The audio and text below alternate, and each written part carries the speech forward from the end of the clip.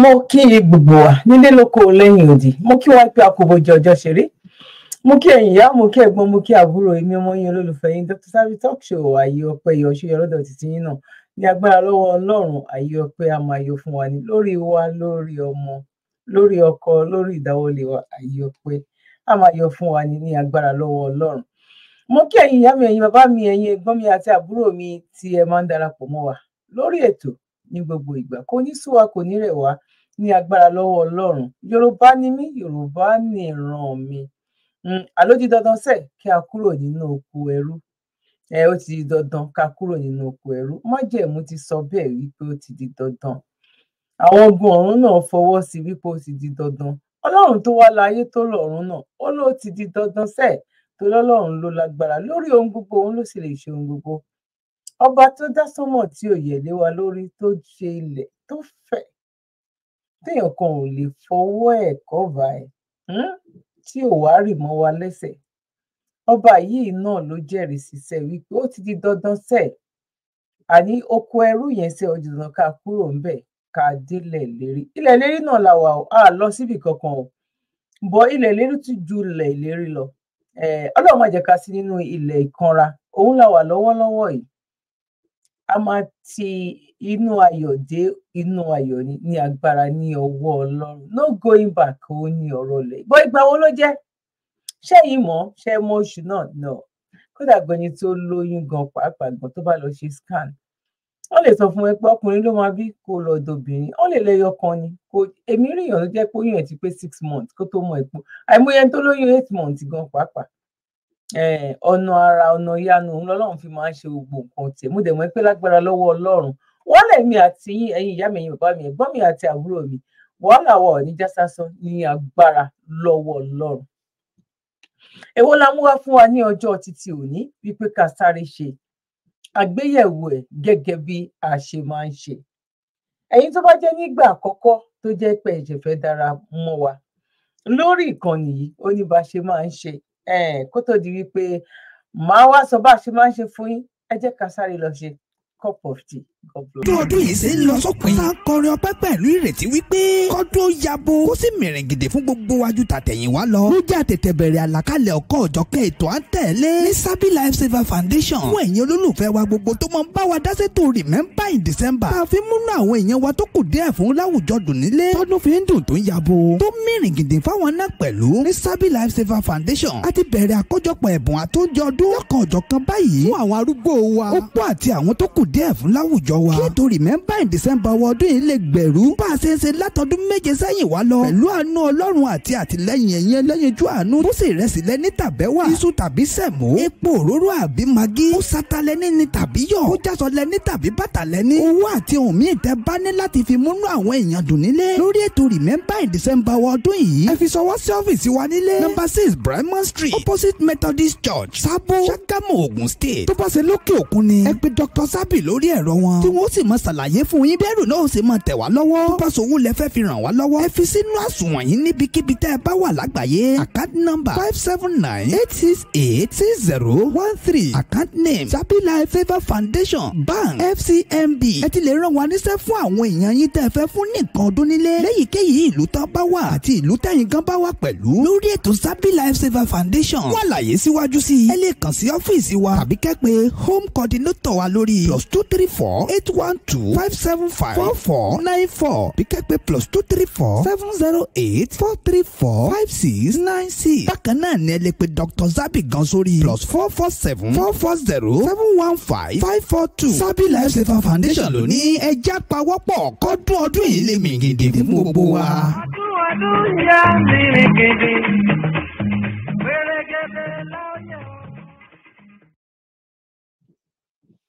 Mo kí gbogbo ẹ̀yin ìyá mi àti ẹ̀yin bàbá wípé a káàbọ̀ sórí ètò lẹ́ẹ̀kan sí. Ètò mi, ètò yín, ètò ọmọ yín, ayé ọpẹ́ yọ ṣé yọ lọ́dọ̀ títí yín náà ní agbára lọ́wọ́ Ọlọ́run. Ayé ọpẹ́ a máa yọ fún wa ní agbára lọ́wọ́ Ọlọ́run. Fún àǹfààní ẹ̀yin tó bá jẹ́ nígbà àkọ́kọ́ tẹ̀ ṣe darapọ̀ mọ́ wa lórí ìkànnì aláyọ̀ yìí, ẹ bá wa tẹ like, nǹkan tá a máa ń ṣe ń bíbá yìí nìyẹn. Ẹ bá wa fi comment sílẹ̀, ẹ dẹ̀ bá wa pín ètò náà kó lè débi tó yẹ kó dé. Torí wípé kí ni wọ́n ní ẹni tó gbà lọ ó ń láti gbọ́ àbọ̀ lórí àwa tá a sọ wípé a ló ti di dandan sẹ àtó lórí àwọn tó sọ wípé ó tì o báwo ló fẹ́ jẹ́ bẹ́ẹ̀ ẹ jẹ́ kó ọmọ wa ṣe é ọmọ wa ló ń láti ṣe wàhálà ò ní bá wa o ìdààmú ò ní jẹ́ ti tèmi àti yín ní agbára lọ́wọ́ Ọlọ́run wàhálà wà o ṣé Portable kan ló sọ bẹ́ẹ̀ ó ní wàhálà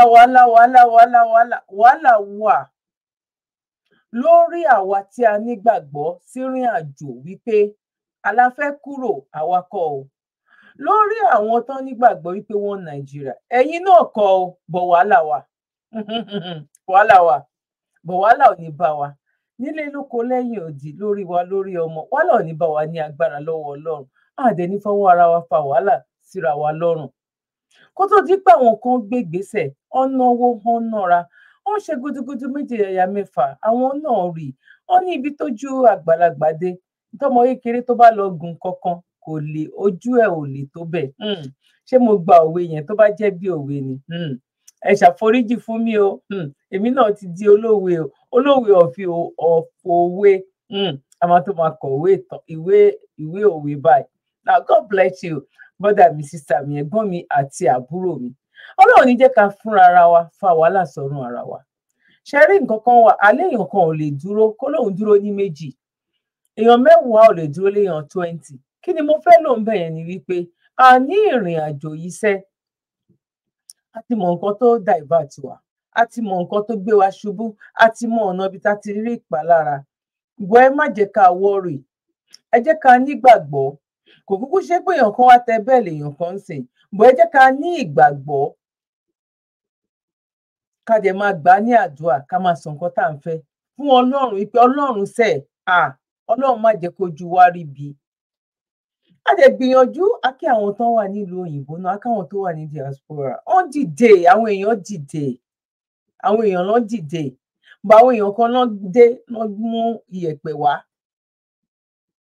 wọ́n fẹ́ dá sí tán bọ́ Ọlọ́run ò fún wọn ṣe torí tẹ̀mí bá wà ìrètí sì ń bẹ òun náà la wà yìí mo dẹ̀ mọ̀ pé lágbára Ọlọ́run ọlá ẹ̀yin ìyá àti bàbá wa ọlá gbogbo orí tó ń sọ sínú odò tó ń sọ sínú omi lọ́ra gbogbo àwọn ara ẹran tó ti ń tà ní 500 naira gbogbo spirit tí wọ́n fẹ́ wọ́n máa dìde wọ́n máa support ìrìn àjò yìí tó jẹ́ wípé ojú òní tì wá sẹ̀ torí pé àwa kọ́ la máa kọ́kọ́ ṣe bẹ́ẹ̀ ní àgbáyé mò ń tẹnu mọ́ Dublin tán bá gbogbo population Dublin mi rò pọ́n tó bàdàn tó bá tó bàdàn ọ̀ lè ju Ìbàdàn lọ ẹ jọ ẹ̀yin ìyá mi àti bàbá mi tẹ́ bá wà nílé tẹ́ ń wò wá ẹ bá mi fi sí comment section ṣé rọ ni mo pa ṣé bẹ́ẹ̀ ni tàbí bẹ́ẹ̀ kọ́ gbogbo ẹ̀yin tẹ́ ń darapọ̀ mọ́ wa mo kí yín a máa ṣe fún wa a máa ju wa ṣe ní agbára ní ọwọ́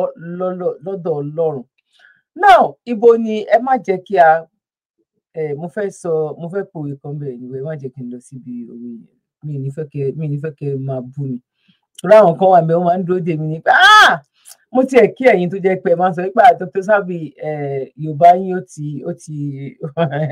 wọ́n ti fún mi nípò ipò tó ti lọ sókè ibo ni máa fẹ́ ká gbà wọlé lọ́jọ́ títí òní ó ṣe ní láàánú ó yọ mi lójú gbogbo àwọn nǹkan báyìí tá a bá ń gbé jáde tá a bá jọ ń sọ tá a jọ ń ṣe àgbéyẹ̀wò ẹ̀ a máa rí wípé ẹ jẹ́ kí n lọ sọ́dọ̀ orin Ìjẹ̀bú ẹ̀gbọ́n nǹkan tí Ìjẹ̀bú sọ ni Ìjẹ̀bú ní léèlékè o àwa lè léèkè o tí n bá gbà bóyá kí n lè kọ́ ní Ìjẹ̀bú gbogbo ẹ̀gbọ́n náà léèlékè o àwa la wà lókè àwa la wà ní òkè àwa ní number 1 àwa la gbé first torí pé kí ni àwọn nǹkan tá a sọ a lè má tí ì débẹ̀ but àwa ń gbìyànjú kọ́lọ́hún kó wá dé gbìyànjú wa ládé èmi ò tí ì rẹni tó sọ pé inú ilé òun yàtọ̀ sáwọn pastors àtàwọn imam wípé ókè o inú ilé mi ni mo wà o mo wá bára mi ní London no kò possible ó máa ṣiṣẹ́ ẹ̀ ni kódà gan kò sí nǹkan kan tó fẹ́ ṣe pé mo fẹ́ lóyún ni wàá ṣiṣẹ́ ni olóyún ó níṣẹ́ tó máa ń ṣe kéèyàn tó lóyún.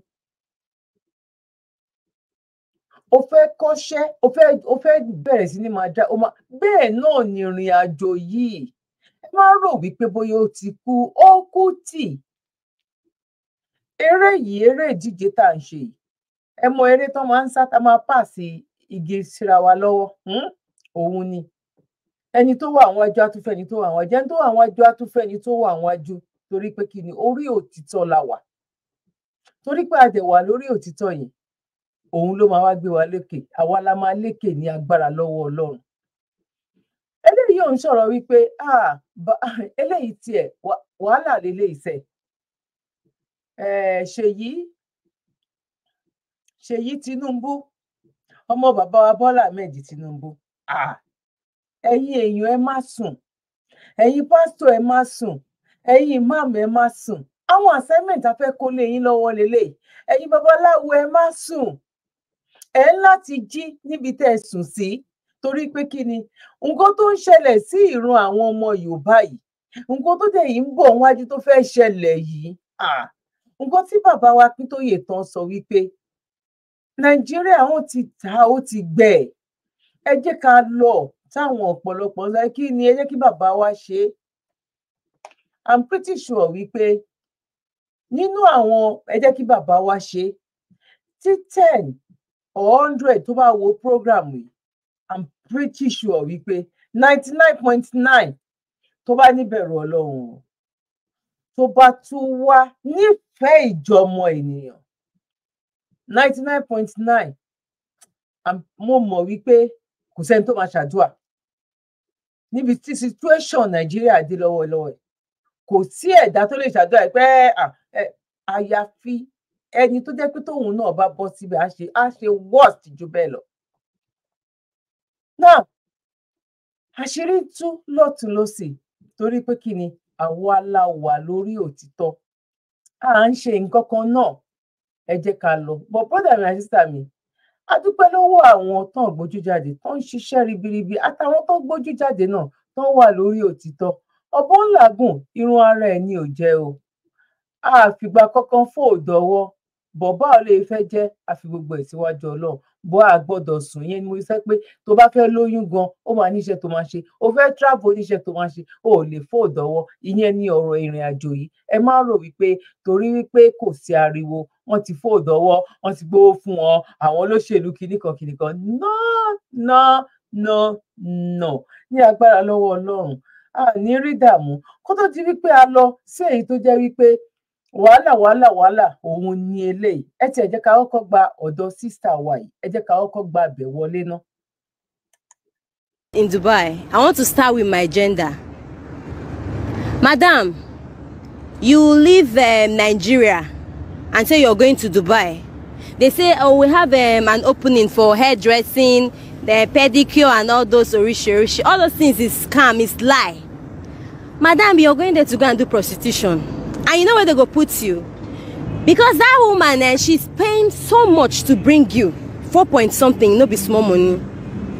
She will put you in one small, you know how dormitory dey, the smallest room, up and down, the bed go get like 6, 7 heights. One person, 2 people go dey sleep for one bed. And do you know how much you're paying? You go ask question. Now, whether you're menstruating, you know they menstruate, the woman no one know because you're supposed to pay her daily. Now you go there, you say 16, 17, 18. You say you just be in a shopping mall shopping as a guy. You will see one girl go just come, small girl, you will come. Please, can I pick out things for you? Can I pick out things? All those ones now highlights so that you go feel notice her. Then collect number. You know place, and the guys for inside they go they point lights for them for uncompleted building that there's no fucking bed, no nothing. Like they some place safe, They know they see their face. You won't see who is even sleeping with you, who are just there one place. You guys are so fucking disgusting. What one are they do for Dubai? Madam, if you stayed for 2-3 years, mama Naya they talk to you, never hear from your pikin, you have to check. The madam gonna tell you, oh, she's busy, your pikin don't die. Probably she went to do abortion because some of them they go fall in love. They'll give them belay, they go just won't go do abortion, they don't die. You go there, you go say, oh, I won't buy bone straight. The woman, you see, the thing is that they'll make them to swell over there in Nigeria and bring them here. So when you start, they'll collect your passport from you. You cannot go anywhere. And Dubai is a nice country. Forget about, let's forget about anything. Let's call a spade a spade. You can be in Dubai for 25 years. No police go arrest you as long as you're there. You keep your head down. Other nationalities are there. Other blacks are there. But Nigeria, you own just too much. Own too much. You go for interview, they no go take you because you're in Nigeria. Because why? Because of all the things you're doing. You go fight to your manager. You go do this. You go keep person. You go carry knife, they roll for ground like this. They say, you know who will be, you know who will be, you know. See, my dear, people should stop this. The government have failed us. It doesn't mean we should fail ourselves. Do you understand? The government have failed us. We shouldn't fail ourselves. You can be a good person. There are people there doing legit work. But you go to say, they collect monthly salary. You find girl like this, they collect monthly salary, they waste your time. They work 13 hours, they work 14 hours. They waste your time. Can't do soft life. You like soft life. Madam, change. So, if somebody is coming to carry your daughter and say, you get business for Dubai, madam, don't release your child. Except say you agree, say, make she go do prostitution. So, I don't talk my finish. A word is enough for the wise. Me, I don't come out. I dey vex. Now. Tálàfẹ́ dá lẹ́bi. Ṣé gbogbo àwọn nǹkan yìí tẹ́lẹ̀tẹ́lẹ̀ ló ti ń ṣẹlẹ̀ kó tó di wípé adébítà dé yìí?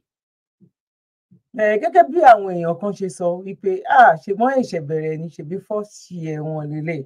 Wọ́n tiẹ̀ tí ì ṣe ọdún kan gan pàápàá tẹ́yìn pípò yìí tẹ̀fẹ́. Wọ́n ní bí Sátidé ṣe máa rí ọjọ́ Àlàmísì as a Thursday òun la máa ti máa mọ̀. Brother mi and sister mi, ẹ jẹ́ ká lọ gbọ́ nǹkan tí Seyi Tinubu, ẹ jẹ́ ká lọ gbọ́ ẹ̀sùn tán fi kàn káwa ṣe tó wá fi gbogbo ẹ̀sùn kan gbogbo ẹbí wọn. Bó ẹ jẹ́ ká lọ gbọ́, ẹ máa bá mi ká lọ. Ṣé ti tẹ love, ẹ ti tẹ like, ẹ ti okay, ẹ ṣé. God bless you. Now, its delegation to Dubai, UAE, emphasizing transparency with regards to serious business. Nigeria's Information Minister Mohammed Idris says the federal government-funded group comprises 422 individuals, including representatives from the Presidency, the Office of the Vice President, the National Council on Climate Change, the Federal Ministry of Environment, all ministries, the National Assembly, and federal parastatals agencies. Minister Idris highlights Nigeria's significant role in climate action, citing achievements from the ongoing climate summit, such as a strategic pact with Germany to enhance electricity supply, President Tinubu's plans for the Nigeria carbon market, and electric buses, and substantial contributions from the Loss and Damage Fund. He underscored Nigeria's history of climate action initiatives, including being the first African country with an energy transition plan and a sovereign green bond. Idris clarified that the delegation is in Dubai for, in his words, serious business, not a jamboree. All right. Serious business, not a jamboree, and they should not take a shabila. Tí débi tá lọ, mo kàn fẹ́ kẹ́ mu cup of tea ni o. Ibi tá lọ gan pa ti fẹ́ débẹ̀ báyìí sìn. Ẹ fìdílé nǹkan ọkẹ́ fara lé nǹkan ọkẹ́ fìdílé one of the above.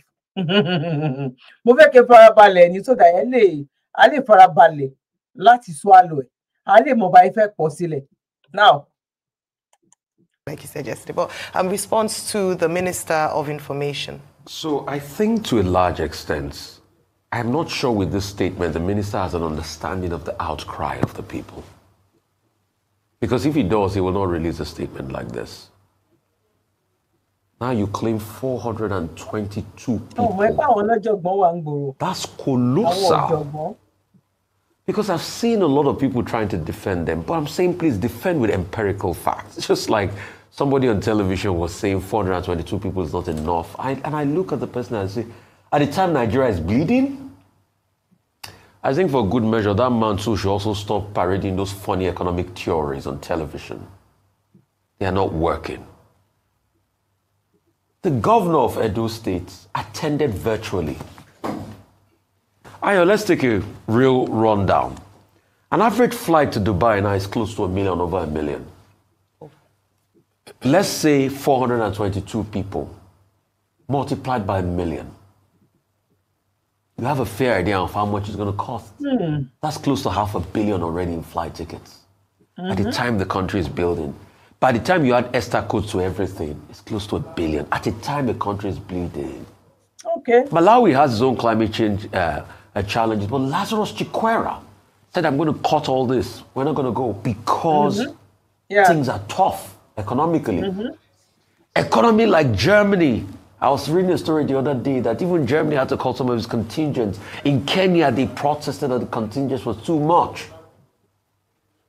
And this 422 list, you're trying to justify it. Part of the things that they have done is that they had a bilateral meeting. I mean, they had meetings on the side with Olashov. I'm asking, hasn't President Tinubu seen Olashov about 2 or 3 times in the past 4 or 5 months? Didn't Olashov come to Nigeria? Wasn't it in Germany? So which conversation he wanted to have with Olashov that he couldn't have had at that time? They're talking about waste. Okay. They're trying to justify it. Just own up. Just own up and says, oh, we can do it, and say we can do a whole lot better. And that's just it. Not trying to make all sorts of justification. 422 is way too much for an event that could be attended virtually. All right. Okay, it's as follows. This is the second reaction from the federal government. The first was by Temitope Ajayi, Senior Special Assistant Media and Publicity to the President. And then the second one by Mohammed Idris, the Minister of Information. I consider the response by the Minister of Information absolutely unnecessary, surplus to requirements. Because what is indicated is that the spokesperson at the villa is saying one thing, the minister is saying another thing. And there are contradictions in the statement by the minister. He says over 70,000 people are attending the COP28. When the organizers themselves say over 97,000 people, it's just so difficult for the Minister of Information to get the right information. And then he does a breakdown. The breakdown that he has provided is different from the breakdown that the spokesperson at the villa provided. Okay. And that's why I say, look, when you have a communication strategy and you have different spokespersons, what you just need to do is simple, as dictated by common sense, coordinate.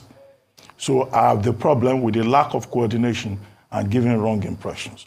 2, nobody is saying that President Tinubu went there to have a jamboree. It's not President Tinubu we're talking about. We have said that President Tinubu has in fact shown to be very hardworking at the event. After all, yesterday, I was offering an explanation for why he was not at plenary. But he has had high-level meetings. He has met very important people, including the Prime Minister of Netherlands, the President of Kenya, the President of Namibia, the Prince Charles, and other world leaders, okay, including the Olaf Scholz, with whom he was discussing things about, energy, the energy mix in Nigeria, and the kind of cooperation that Nigeria can have with Germany. And then, of course, all those other details that the minister is talking about, electric buses, Nigeria carbon market and all that. We know that. Nobody has said the president went there to sleep. What people are complaining about is the size of the delegation. Okay. And the minister comes and he says, oh, it is not 590, it's just 422. Okay, what is the difference between 422 and 590? 422. As I wrote in my column today, I said, where can the minister explain the difference between Okeke and Okereke? If people say 590 and then you are adjusting, spinning the figures, and you are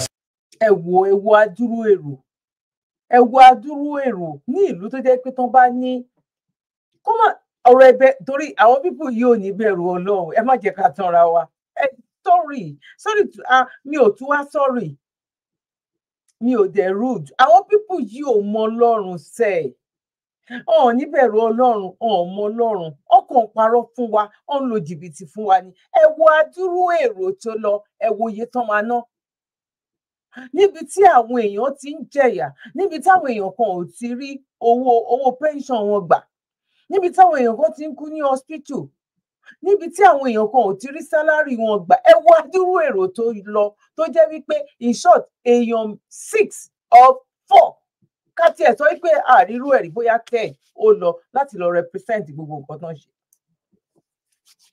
Ẹ tí wàá gbọ́ o, ẹ tí gbọ́rọ̀ o, ẹ tí gbọ́ o. Ṣé mo sọ fún yín pé wàhálà Seyi Tinubu, oh my God, ẹ̀yin àti mọ̀ nǹkan kan, àti mọ̀ mẹ̀mẹ̀.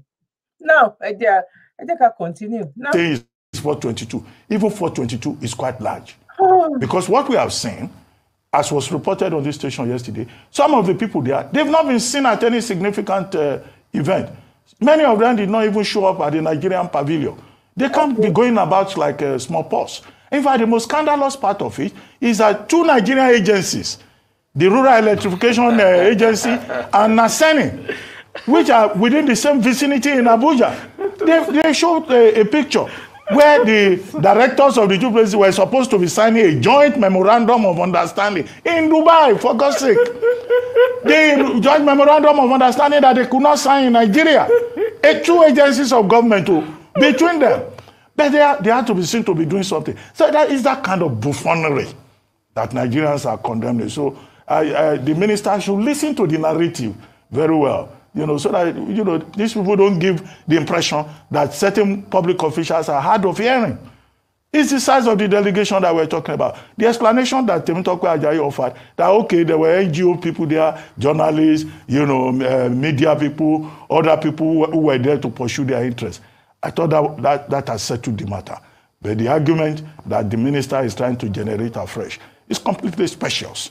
Nobody is saying that President Tinubu is on a jamboree. We're saying that the size of delegation is a source of concern. And people are not making up the figures. These are figures, they go from State House list, figures, they go from the website of the organizers of COP28. These are figures that other people have put out there, putting the total at 1,411. So coming around saying it's 422 that went to federal government.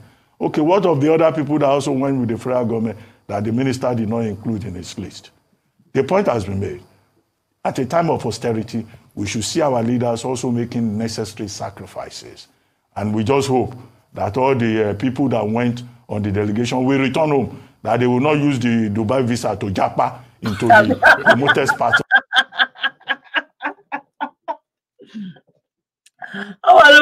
Dubai visa láti fi japa. Àwọn tó láwọn lọ ṣe aṣojú yín lẹ́yìn Nàìjíríà á lo Dubai visa opportunity láti fi japa. Ọ̀rọ̀ burúkú nìyẹn. Oh my God. Dr. Bati ti dàgbòrò orú ẹgbà wa o. Ọ̀rọ̀ burúkú lélẹ́yìí o. Now. Of the desert. All right, so just like you mentioned, Dr. Bati, I believe that in terms of the minister's response, it was a bit off. Now, ká tó gbọ́ ti Seyi, ẹ jẹ́ ká sáré lọ sí polówó. Ti Seyi Tinubu, ìgboro ti dàrú, wàhálà, ọ̀rọ̀ Portable lélẹ́yìí sẹ́. Nínú nǹkan tá à ń sọ yìí, ẹ máa mọ̀ wípé àní kí Biafra kó lọ sẹ́, kí Yorùbá nation kó lọ, òun ló lè yanjú ọ̀rọ̀. Ọdún ya yabọ̀, ọdún ya mìrìgìdì.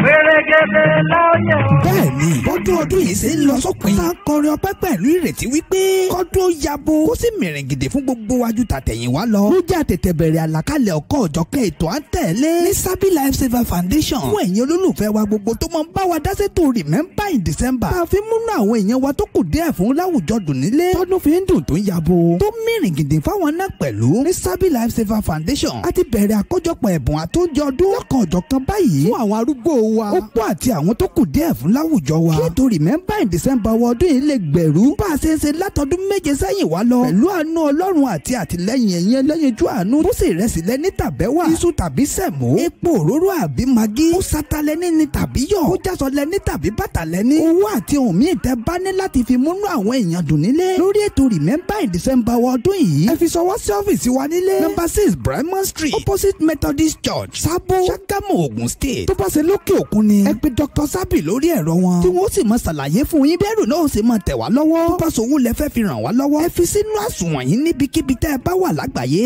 Account number 579-868-6013. Account name Sabi Life Favour Foundation Bank FCMB. ẹ ti lè ràn wá níṣẹ́ fún àwọn èèyàn yín tẹ́ ẹ fẹ́ fún nìkan ọdún nílé léyìíkéyìí ìlú tán bá wà àti ìlú tẹ́yìn gan bá wà pẹ̀lú lórí ètò Sabi Life Favour Foundation. wọ́n àlàyé síwájú sí i ẹ lè kàn sí ọ́fíìsì wa tàbí kẹ́ pè home coordinator wa lórí +234-812-575-4494 bí kẹ́ pè +234-708-434-5696. bákan náà ni ẹ lè pè Dr. Sabi gan sórí +447-440-715-542. Sabi Life Favour Foundation ló ní ẹja pawọ́pọ̀ kọ́dún ọdún yìí lè mì gidi fún gbogbo wa. ọdún yá mìrìngìdì wẹ́rẹ́gẹ́dẹ́ láyọ̀. náà ẹ káàbọ̀ sórí ètò lẹ́ẹ̀kan sẹ́yìn ìyá wa ẹ̀yin bàbá wa ẹ̀gbọ́n àti àbúrò akóbójú ọjọ́ ṣeré. God bless you. It was skewed because the real issue that Nigerians had wasn't the fact that Nigeria was represented at COP28 or the fact that as a giant of Africa or the giant of Africa or a vocal advocate of climate action and climate, fighting the effects of climate change, or perhaps even the effects of climate change in Nigeria, that we ought to be well represented at COP28. No doubt about that. And I think it's important to make that really clear. Also, it's important to clarify the fact that even yesterday, we mentioned at different points of the show that the president had been seen to, at high-level meetings. We showed the panel he had with the U.S. Secretary John Kerry. We showed a number of things yesterday, just illustrating how powerful or how impactful his presence at COP28 was. However, the breakdown of the 422 persons, according to the minister, is as follows. National Council on Climate Change, 32 representatives, fair enough. If any council or any body should be represented at COP28, then certainly the National Council on Climate Change. Federal Ministry of Environment, no questions there, 34 delegates there. All ministries, 167. It would have been great if you had given a breakdown of the ministries and how many people went according to the ministries, because then you wonder why the two bodies had mentioned previously couldn't have attended on behalf of Nigeria and given a report of what had happened at COP28, whilst the others followed virtually, as others had chosen to do. The presidency, 67. Who makes up the numbers of the presidency? Yesterday, we asked I think it was Dr. Batu who asked a very valid question, that the son of the president, Seyi Tinubu, is listed amongst the delegates. Was it privately funded or was Shegbo, Seyi Tinubu, bóyá àdèlè sọ, ó máa continue, bóyá ó ti lóye tán fi jẹ, bóyá ó ti ní nǹkan tóun náà ń ṣe nínú àwọn, nínú oyè tán wọ́n fi bàbá ẹ̀ jẹ tí àti mọ̀ ẹ jọ̀ọ́ ẹ̀yin tẹ́ bá ti mọ̀ tẹ́ ń gbọ́ mi ẹ jẹ́ bá mi type síbẹ̀ ẹ jọ̀ọ́ ẹ torí Ọlọ́run. Question ló ń béèrè lọ́wọ́ gbogbo ọmọ Nàìjíríà àti gbogbo àwọn tán jọ lọ yìí o, ẹ jẹ́ ọ̀rá gbé bẹ̀rẹ̀ sẹ́yìn padà díẹ̀. The two bodies had mentioned previously couldn't have attended on behalf of Nigeria and given a report of what had happened at COP28, whilst the others followed virtually, as others had chosen to do. The presidency, 67. Who makes up the numbers of the presidency? Yesterday, we asked I think it was Dr. Batu who asked a very valid question, that the son of the president, Seyi Tinubu, is listed amongst the delegates. Was it privately funded or was it government funded? If it was government funded, in what capacity did he attend? As first son or as a personal aide to his father? These are questions that Nigerians want to know. Also, Office of the Vice President, 9 February. Wọ́n Nàìjíríà ṣọ́kọ̀ yín tàbí kan kọ̀ yín wípé Nàìjíríà ń béèrè ẹ wòran ẹ wòlẹ̀ ẹ wẹnu ọkọ́ ibo náà ti ń ṣerú eléyìí lágbàáyé ẹ jọ̀ọ́ ẹ bá mi fi sí comment section ẹ jọ̀ọ́ náà ṣe okay tẹ́ ẹ bá lè kọ comment tó pọ̀ rẹpẹtẹ lómi ò láì comment ẹ kàn ní no oh yes jẹ́rí wípé àná lọ kó gbogbo èyí tó kù ń bẹ̀ tán ni ìyá ń kó ọmọ ń kó ọkọ náà wà ń bẹ̀ náà gbogbo nǹkan tó ń lọ síbí ó lọ sóhun kó ó ń kọ pépà lè oh my God no enough. National Assembly 40. Again, quite a curious case. If the committee, the House Committee on Climate Change was represented, that's fair enough. But the other 40, or the numbers that make up the 40 in terms of National Assembly members, why are they at COP28? What is their function? What is the impact of their presence there? Then federal parastatals and agencies have representatives numbering 73. Again, a further breakdown would have been quite helpful in terms of what's their function. The idea is this thought of the fact that we are spending a lot of money sending people to conferences where the impact of their attending is not as important as the amount of money spent on them attending. Beyond ESTA codes and beyond the transport costs, don't forget that there will be hotel costs that will be paid. In New York, during UNGA, there was a loud outcry about the amount of money spent on hotel bills by the delegation of the federal government. So what happens when things like this happen, following what happened at UNGA, is it seems as if the federal government isn't listening to the people, or perhaps they are far removed from the agitations of the people, that they don't understand that people are suffering. Therefore, when there's a show of lavish spending where it is not justifiable in terms of how much money was spent, then of course you would expect the people to be upset and people to cry out about this. So unfortunately, he's given an explanation for why the president is there. I don't think we need an explanation for that because it is obvious. It is necessary, it is important. However, the justification for the number of people that the federal government sponsored to attend COP28 is not justified. Let's move on to our next story this morning. Alumni of the Nigeria Military School, NMS Zaria course 33 sets of 1992 has again called for national unity. Now, ẹni náà ẹ wo nǹkan tó ń ṣẹlẹ̀, ẹ wo nǹkan tó ń ṣe, ẹ wo bọ́n ṣe ṣe ilé ayé. Níbi tí àwọn ó yẹ wá sọ fún mi ẹni tó ní ìbẹ̀rù Ọlọ́run. Ẹ ṣàlàyé fún mi ẹ jọ̀ọ́ ẹni tó ní ìbẹ̀rù Ọlọ́run nínú nǹkan tó wà lẹ̀. Ẹ jẹ́ ká sáré lọ. Ẹ wo àwọn tí ẹ rí nìyẹn o, kò mọ àwọn girlfriends, àwọn tán gbé lọ tó jẹ́ pé nínú owó yìí náà ni. One Nigeria, how market now? Portable ti sọ bẹ́ẹ̀, ó ní wàhálà. Ṣé rí pé wàhálà lélẹ̀? Ṣé rí pé wàhálà ńlá òun ni eléyìí? Oh my God. Oh my God. Now,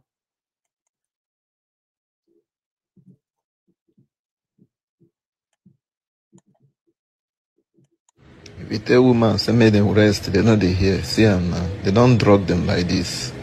See as they drug them, leave them inside water.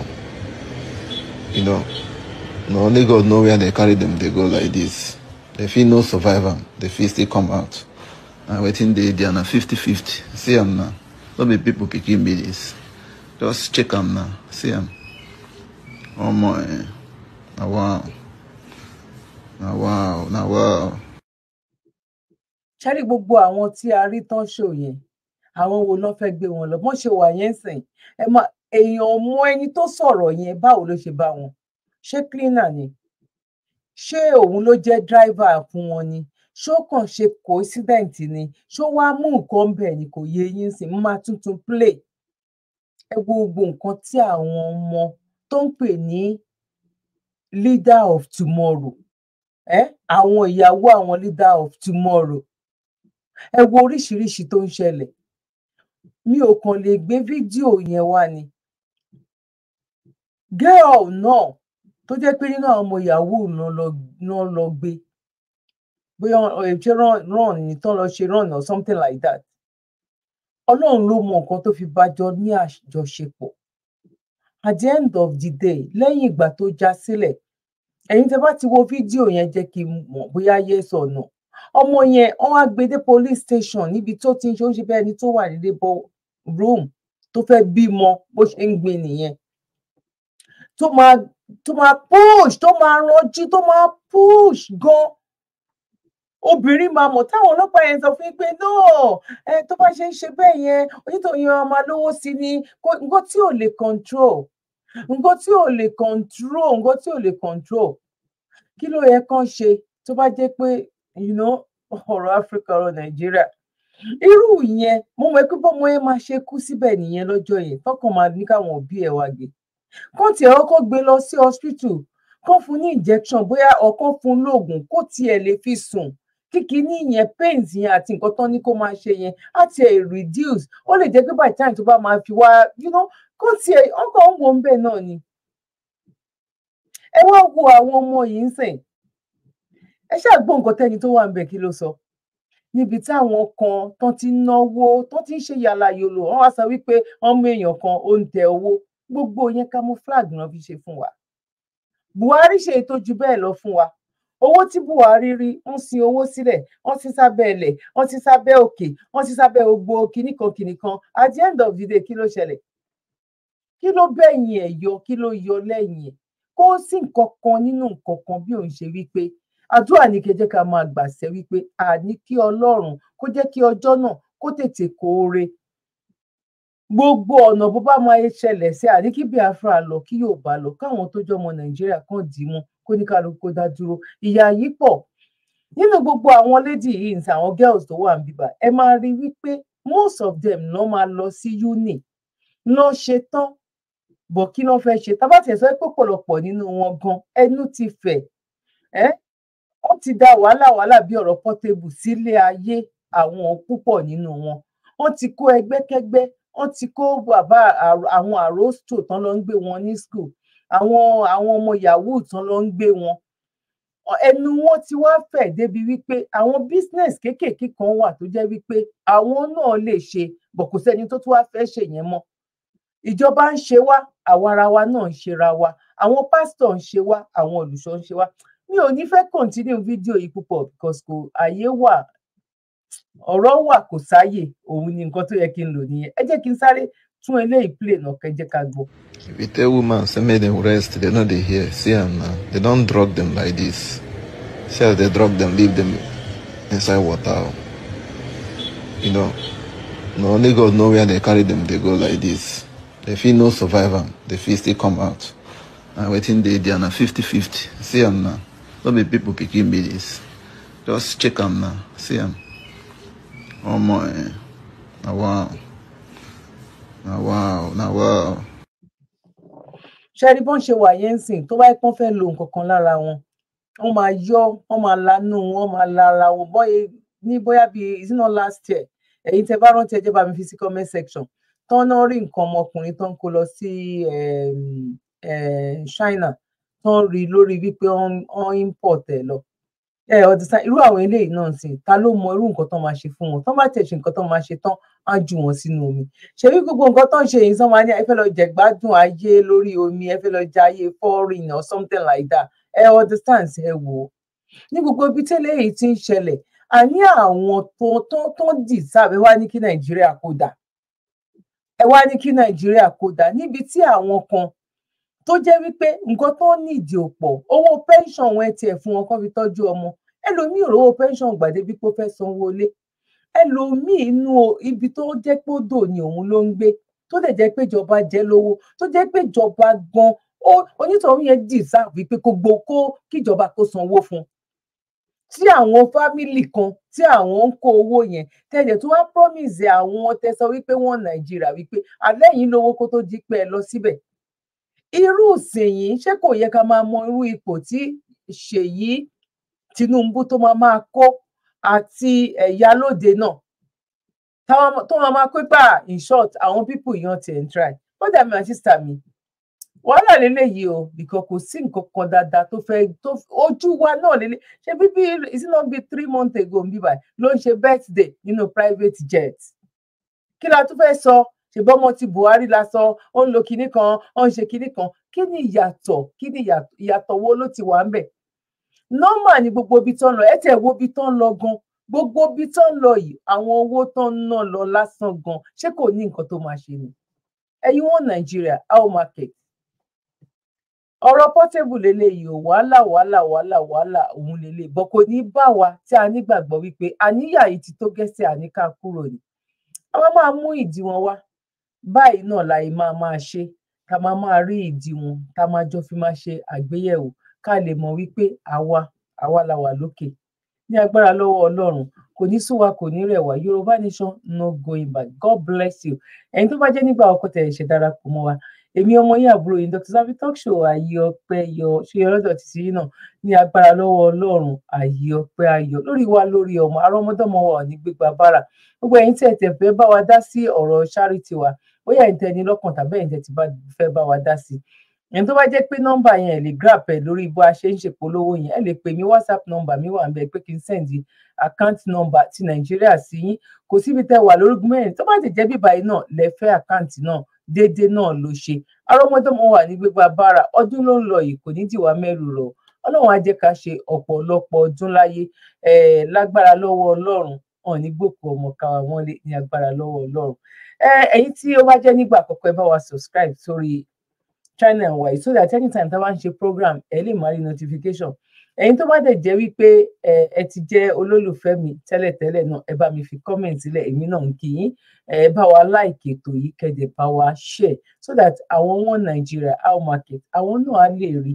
Tó bá jẹ́ pé ní tàbí àdúrà ni lórí gbogbo orú àwọn nǹkan báyìí náà, oníkálukú náà á lè sọ opinion titi ẹ̀ náà kí Ọlọ́run kó jẹ́ kí a lọ́jọ́ rere. Gbogbo ẹ̀yin olólùfẹ́ mi mo máa ń kí yín. Gbogbo ẹ̀yin tẹ́ máa ń fi comment sílẹ̀, kò ń pẹ́ gan tí mo ti máa ń lọ bẹ̀ láti lọ like comment yín.